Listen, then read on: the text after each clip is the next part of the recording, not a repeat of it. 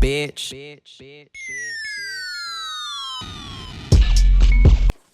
Thank you guys for tuning in to Kicking In with Tyree. I have my guest here. What's up, y'all? I'm DJ Mando. I'm a DJ from Milwaukee, Wisconsin, and I get lit. So. Hey man, how you been? Everything's good, bro. Just chilling, working, doing my DJ thing, recording in the studio, just trying to make these moves. Definitely. I saw you just performed at Summerfest last week. Yes. How was that? It was lit. We were trying to get like our own set for the Lil Uzi show, but it ended up not working out. But so I thought I wasn't even gonna be performing at Summerfest. But two of my friends hit me up. Shouts out to Ron Harper and Genesis Renji. Ron Harper needed me to DJ for his set because he got a performance slot at Summerfest. So he's a singer rapper. So I was DJing for his set. And then my other homie Genesis Renji, he also had a set. And he was opening for Amine, and Ron was opening for MGK. And Genesis wanted to have like a 10-minute turn up break in the middle of the set, so he invited me out to do that. And yeah, 10 minutes of time to turn up, we went crazy. It was lit. I was watching your like last year's Summerfest documentary. Mm-hmm. How is it? You said that was kind of your dream to always get up and perform at Summerfest. How was it kind of fulfilling your dream? Yeah, like growing up in Milwaukee, that was like something that happened every summer with Summerfest. And I don't know, since I was like 14, 15, 16, I'd always look at the people that were up on stage and be like, dang, they're famous, like really doing music out here. And once I started practicing being a DJ, I was probably 15 or 16 years old. And like once I started practicing, I would go to Summerfest and be like, dang, like if I could just do one thing and one thing only, would be to like DJ on those stages. And once that happened last year, it was just like I accomplished my goal. But when I got there, I realized there's still so much more work to do than just that one show on that one stage. Yeah, so, it's more goals to come. Exactly. So we leveled up. But I mean, if I had to stop DJing today, I'd be content because that was like what I set out to do, was get on Summerfest stage and perform, and we killed it. So yeah, I'm cool. How'd you get started with music? I was at a wedding anniversary party, and it was just like all adults. There weren't really any people my age, so I just kicked it over by the DJ, just watched what he was doing, playing all the music, and I was giving him requests and stuff like that. And he just saw that I was interested, and my mom saw that I was interested. So my mom started chopping it up with the DJ, and they arranged for him to like just start stopping by my house once a week, every Sunday, to teach me how to DJ. And that was Marcus Harshaw. Shouts out DJ Marcus. He was the one who taught me how to DJ. And yeah, I learned for every Sunday for a whole summer. I think it was my freshman year of high school going into sophomore year summer. And yeah, that's how I like started practicing DJing. Got you. Kind of after that, what were the processes you took to kind of like become more of a DJ and become more? Yeah, so when I started out practicing, we had a Newmark CD mixer. So all it really had was like 2 CD slots and like the EQs for the high and lows and a loop button. And that was like all I really had. Those were just like the basics. It was real basic. And I would just like sit on LimeWire all day, just burning CDs and writing out track lists so that I'd have enough music to DJ with. And so that carried me through high school. And then once I got to college, I went to the student radio station, started DJing on the radio at WSUM here in Madison. And so the radio station is what kind of got me like involved with more of the artists in the community, because they just kept on hearing about the music that I was playing, and they, hip hop isn't too prominent in Madison. Like it's like rare to come by. So when somebody starts playing hip hop, everybody gravitates to it. And I just like hip hop. Like I didn't even know it was like that. I just got the radio show so I could just play my music and stuff like that. And so started getting connected with different artists like Ray Sean, Keys, Trebino, Stunt New, all these guys that are like out here in the Madison community, and so we all started linking up, and that's how I started getting like shows and concerts. And then my junior year of college, I became an RA in one of the dorms, and when I did that, that's when I started like trying to get residencies at different clubs.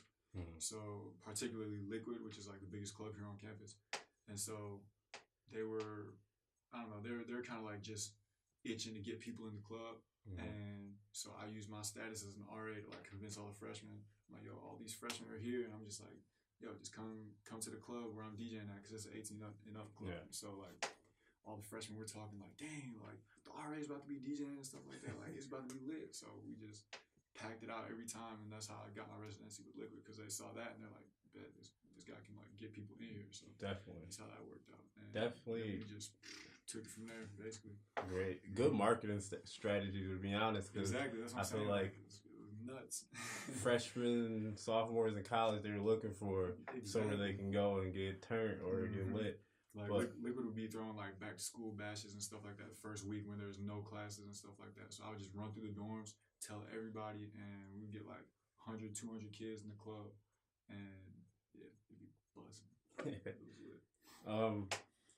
I see with the whole Strange Oasis, how did you come in contact with the whole brand in general?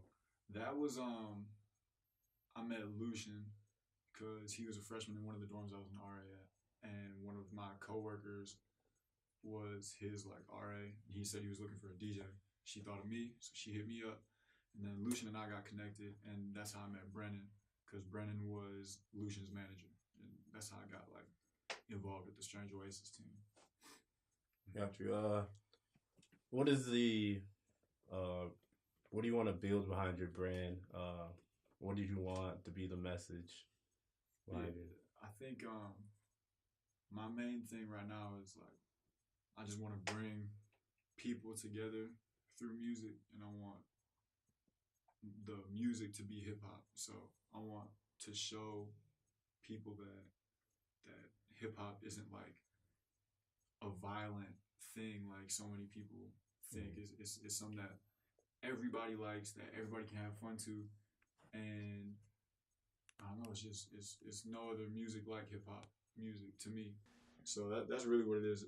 It's about having fun and having everybody in, like, no matter where you're from, how you are, what color you are, how old, none of that. It's just like, if you come to my show, you can have fun. I got something for everybody. So that's like what the main thing is. Definitely. Every time I hear about DJAY Mando, they always say you keep it going. Like, it's always lit when you got a show going or you DJing somewhere or you try to keep the crowd involved. Like, I have a friend who was up here and I was like, yeah, I'm coming up to interview DJAY Mando. He was like, oh, he lit. I know. Everybody knows, bro. Like, yeah. That's just a thing. It's like I don't know. It's just that's the tone that I want to set, because lots of DJs are just, they're shy on the microphone and they just kind of like stick to the music. But when you go to a Mando show, it's like it's just, I don't know. You know, if you know about me, you know what to expect, and if you don't know, then you're gonna be pleasantly surprised, because I play the music, but I also put a story behind it and hype people up, because I don't know, it's just how I do it, I guess. I don't know. The last time, I think, when I first met you was at the Green Days concert with my friend Keenan and Justin. How did they reach out to you? What did you think of the show? Yeah, the show was smooth. I think I forget how they reached out. It was either probably through like social media or email or something like that. But yeah, the show was cool. I was just I'd never really been to Oshkosh before, and so I was like, cool. Like, I'm not doing anything. It was kind of last minute, I think, and so I just rolled out to Oshkosh, did the thing. Everybody was real cool out there, real friendly, and yeah, it was a cool show.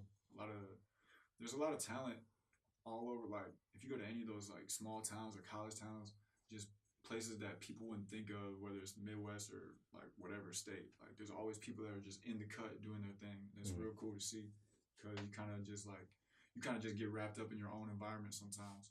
Like, I'm only thinking about Madison and Milwaukee just because that's like where I'm from and stuff like that. But there's plenty other people here doing their thing. Like it's Racine, Oshkosh, Kenosha, La Crosse, all those places. You know what I'm saying? So.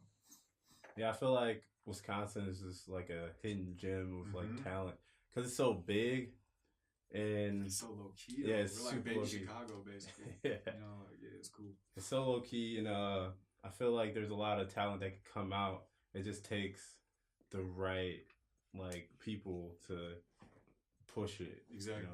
You know? Yeah, just somebody's gonna make it. Yeah. I just want it to be me. Yeah. It's pushing back into the questions. What are you pushing? I saw you were pushing more original music. You had a mixtape just come out. Yeah. YTS 2.5. Yep. that was a while ago too. That was dang. That's OG music. But yeah, like before, I just been kind of rapping and making music as like just a hobby or something to do with like my friends. And I was running the studio at the radio station, and so a lot of my friends who I would interview on the radio or play their music and stuff, they would come and record with me. And I was just recording them for the longest time, but then one of them were like, yo, just like just write the hook real quick. And so, cause he didn't have one, so I did it. And he was like, yo, this is fire. So I started like just recording some more, and that's how I got involved with the music side. And now, like, you know, we got a really good live show and it's engaging and all that. But once the show is done, the only way people can like really connect with me or I can stay in people's heads is through social media. And I don't know, it only lasts for so long. It's kind of like arbitrary, or it's not like concrete. It's not something you can really. It's just like follows and likes and stuff like that, you know. So coming out with the original music is something that can enhance my brand and kind of give people something to walk away with. And once the show is done, then they can cut on my music and just listen to it until the next show. And by that time, hopefully they know the lyrics. And then if I play one of my own songs at the show, then they can all sing along. It's that type of thing. But I wanted to establish myself as a DJ first, so that, you know, if you build a platform as a DJ, then it'll be easy for me to just like play whatever music I want and people will like it. So, so that type of thing. I saw on social media that you had a cooking show. Yeah. Like, what's the name of it? It's the DJAY MANDO cooking show, plain and simple. And I spell DJ with a AY, so it's DJAY MANDO. And it's smooth. The first episode is like it was a lot of fun, and it's dropping tomorrow, Monday. So yeah, it should be fun. Definitely, I'm ready for it. I'm looking forward to like cooking more recipes because we did something basic I won't talk about what we cooked yet, but y'all gotta go watch it. Yeah, exactly. So we just cooked something real simple, but as the show gets on, like they're just gonna start throwing like random recipes at me that are like complicated as hell, and we're gonna just try and cook it, see what happens, and if we mess up, they're gonna see it. So, I feel that's a good way to get more content out. Yeah, you know, like I feel like all the cooking shows that you see, everybody cooks something amazing, like everybody like does it super well, but you've never seen somebody that just like burns like all the food or something. You just gotta throw it away or something like that. You feel me? Like I'm not gonna try and do that on purpose. I want to eat. I'm gonna be hungry if I like don't cook it right. But you know, whatever happens, happens. That's how we gonna play it. So. I just feel like that's a great way to like get more content out and have people get to know you more. And that's the goal. Like we want people to like kind of see what it's like off stage and have something to like latch onto or hold on to once I'm off stage or once they're done with the show. They can go home and like watch all these goofy videos or listen to some music, or like if I'm in the same city, I'll just chop it up with them. Really, I'm cool. I'm not too bougie or something like that. Like I'm like fake famous. Like one of my followers just hit me up randomly on Snapchat, like, "Yo, you trying to play some Fortnite?" I was like, "Cool, let's get it." Like, I suck at Fortnite, but it still carried me to a win. It was all fun. So I don't think I've played Fortnite since the first time I heard of it. Yeah, like I'm more of I like PUBG. That's my game. I started playing it, and then basically I was trying to find the point of it, and I was like, it's just taking too Kill long. everybody. I was like, it's taking too long to end. If your attention span is like all the way focused at all times, you just be running around for a long time and then dying. You be like, I'm over it. So I just stopped playing it. Play more 2K. I'm more of a 2K type of guy. See, Sports I've been in games. 2K for the longest, bro. Let me know when you're trying to run, and I will bust you. I got you, bro. It's gonna be a close one. I ain't lost in a minute. What's your team? I use the Bucks. It depends. I use the Celtics a lot because I'm a Gordon Hayward fan. Okay. So Gordon can get a face full of Giannis, bro. But then Jason Tatum at the same time, he unstoppable in that game. He go with it. Yeah. We're gonna have to run one. I saw you have a brand ambassador deal now with Live on Discover Music. Yes. Tell me a little bit about that. What is the app and this gist of it? Yeah, they're super cool. It's a group of guys, college kids that they're all just basically trying to find a way to give fans better access to the artist and artists better access to different venues, which is where the Live Undiscovered Music comes from. Because what they've noticed and what like people like us have noticed is that lots of artists are kind of locked out of the live music scene, and everybody always wants to like perform and get shows, but the venue owners don't necessarily just give them a chance from like a venue to artist contact or like cold email. Like their emails just be flooded, they're just unreachable. So what Loom is trying to do, they're trying to just bridge that gap and give Spotify a run for their money. So they're trying to give artists a platform to put all their music so that the fans can listen in, and they want to be able to just give those artists and the artists that they choose a way to get on bigger stages.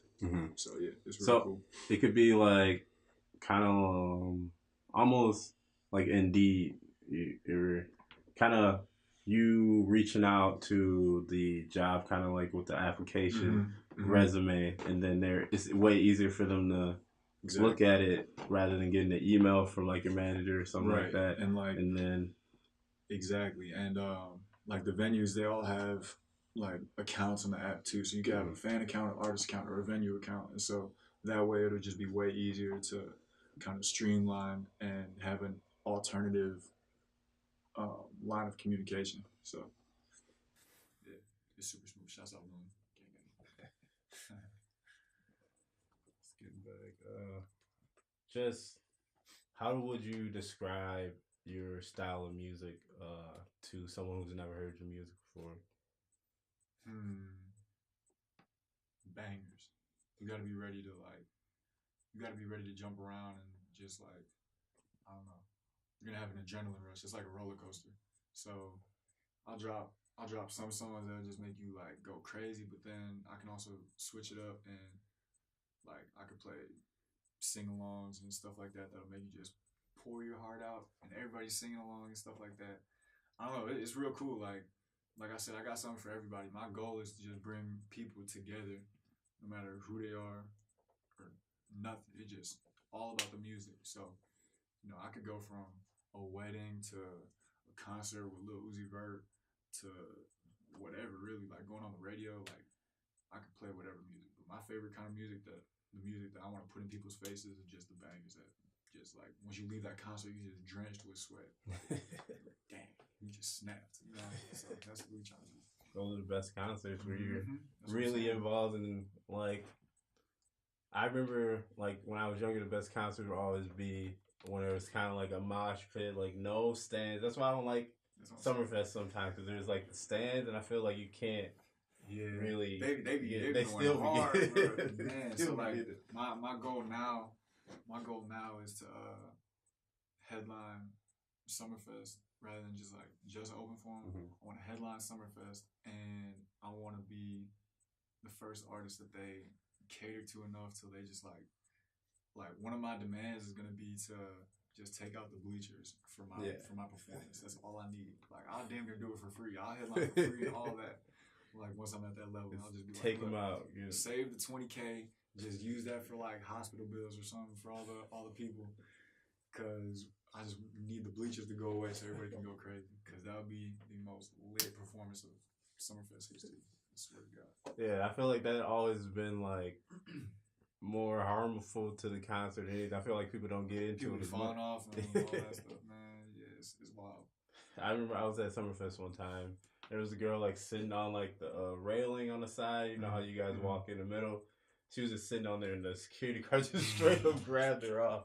It was like, you gotta go. Yeah, and I was like, security guards do not be playing sometimes. It's so funny. That's why I always say hi to them when I walk in. I'm like, yo, what's up, y'all?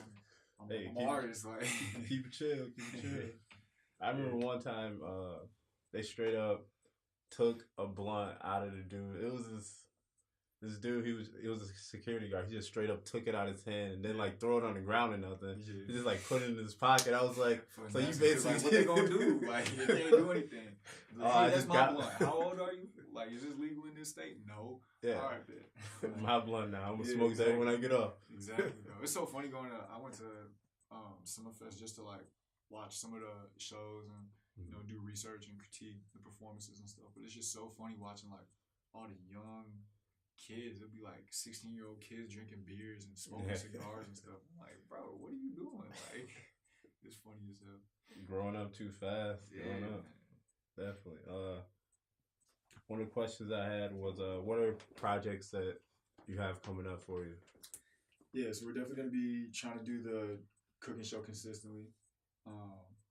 Definitely working on original music and putting together like tapes and singles and stuff like that. We haven't really decided if we're going to do like whole mixtapes or just like a string of singles.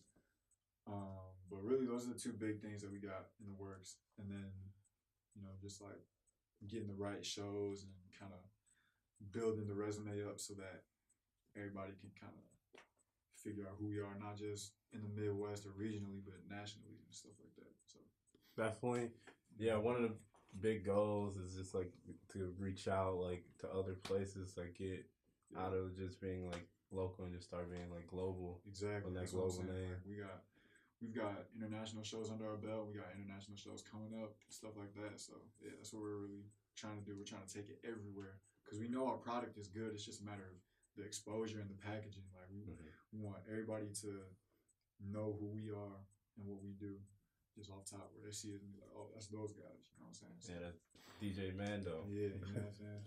JAY. Remember that? Yeah. DJAY MANDO. Don't forget the AY. That's how we do it. Definitely. What is kind of the creative process for you when you come into like a studio? It's real tough for me to write lyrics without a beat. I gotta like really be going through something if I just like with no music just write out and pour out my soul or something like that. Like I just my motivation behind my music is like I try and keep it a function of my DJing, so I want it to be music that I would be able to play during a set that kind of like keeps the energy up. So it's not too much like personal life stuff. It's all about like turning up or something like that. So I like hearing the beat first. I like get a picture of like what parts I wanna kind of break out, and then I turn the beat off and write the lyrics to the beat in my head. Because if I'm listening to the beat the whole way through, then it kind of like I feel like I have to be on beat. So I hear the beat, write to silence, and then put the beat back on so I can see how it fits. Yeah, and kind of just fill it out, get a groove with it. I feel you. Definitely. What are some of your goals outside of music?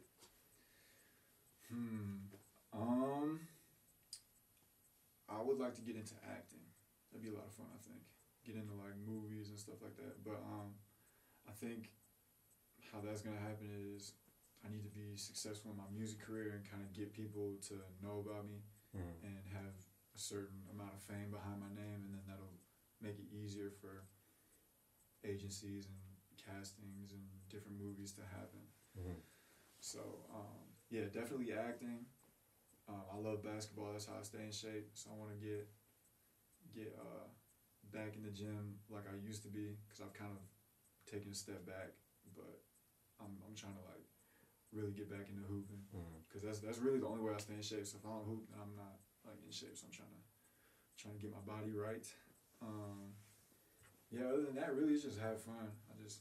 That's the like most success I could ask for is if I just can do what I want and get paid to do it, having fun and be happy. Really, that's the goal.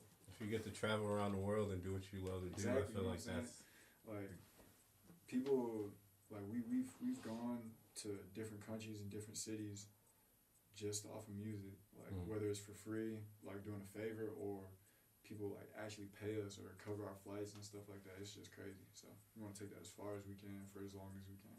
Definitely. That's one of my goals also, is to kind of reach out and start traveling and start interviewing people across the world, meeting countless people across the world. There's artists everywhere. So exactly. You gotta. Yeah, once you go overseas, you realize like how accessible it is. Like that's what it took for us. Like when we were in Amsterdam, we realized like we could really make a whole living in Europe or in South America or in Asia, and nobody in the U.S., none of your friends will know about you, but you'll be like the man over there. It's crazy. There's people that we've never heard of over there that are just like, people would pull out their phones and ask for autographs if they saw them. We're just like who's that? Yeah, you know what I'm saying? It's crazy. I feel like internationally, hip hop is something that's becoming huge. Like kind of, it's becoming the rock and roll. It was time, because all around the world you're seeing more hip hop acts come up. Like in Europe, you got more rappers coming into the play, like Skepta gigs. Yeah. UK is going crazy, but hip hop in general is just going crazy. Yeah, like, there's so many.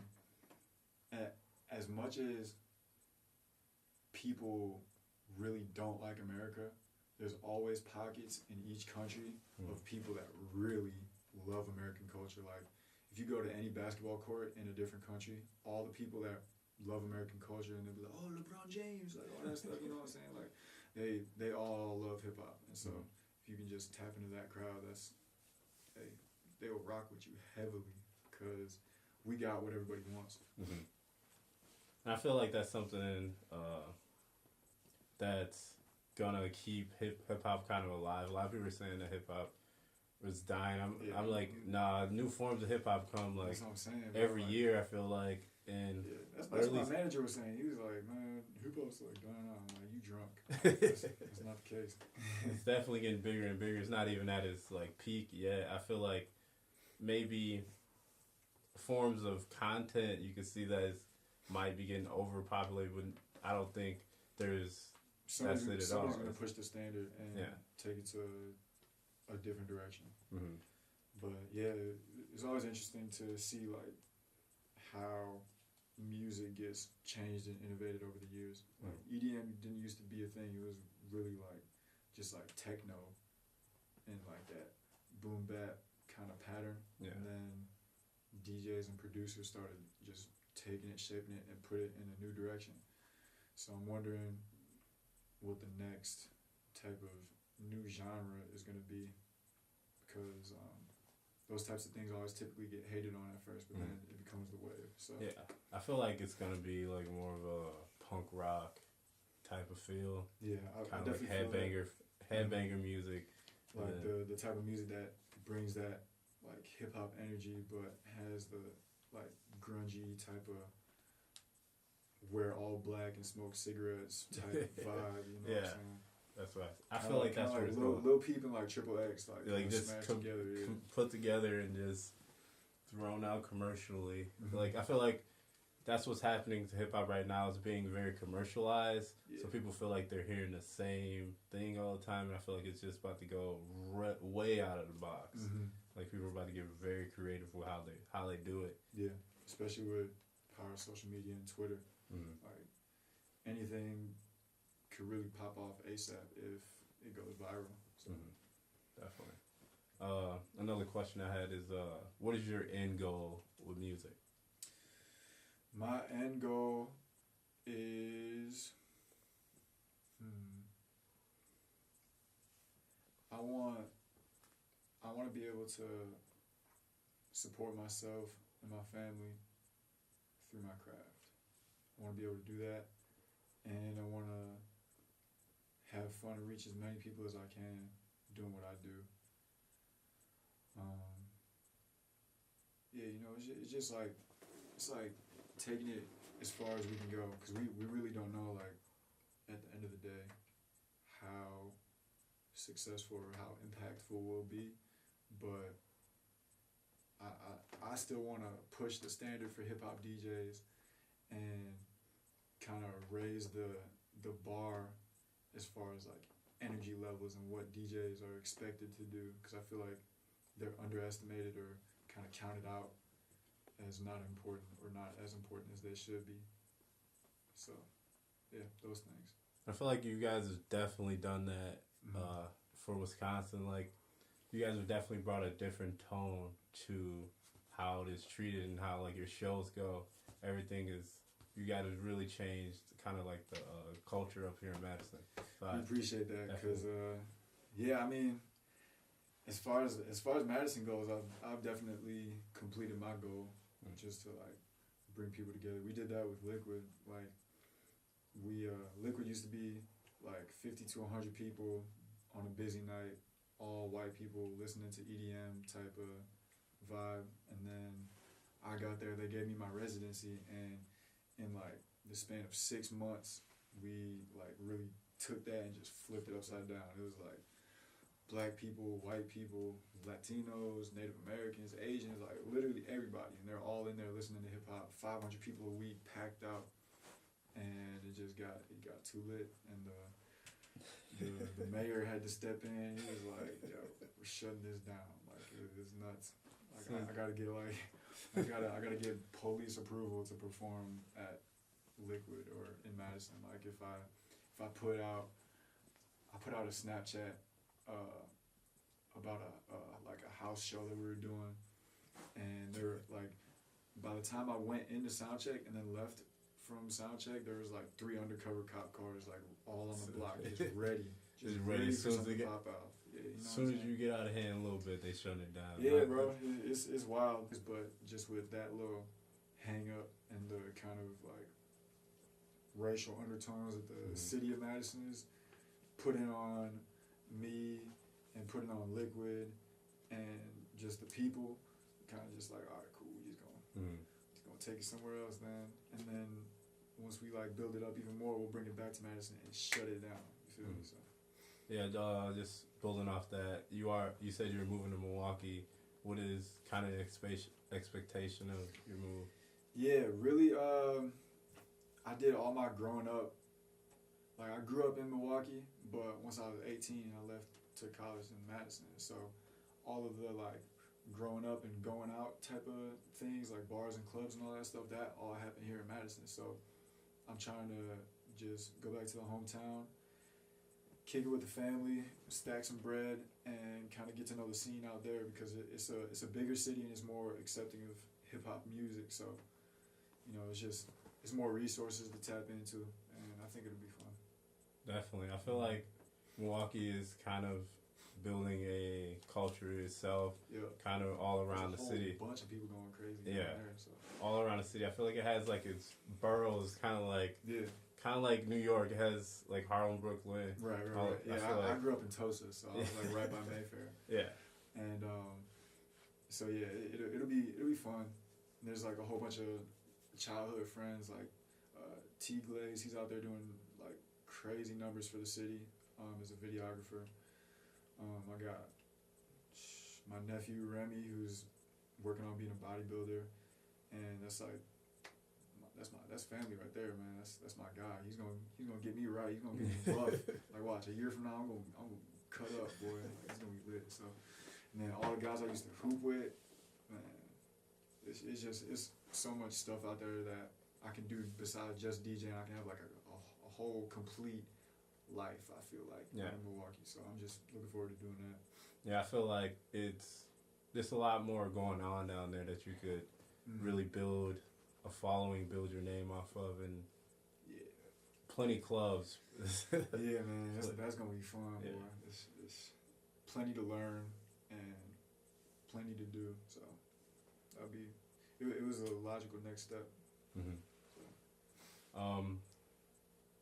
Just ending off one last question. I don't know if I even said this one or not yet. Kind of just doesn't have to be in music or anything. It could just be, who was your greatest influence in life?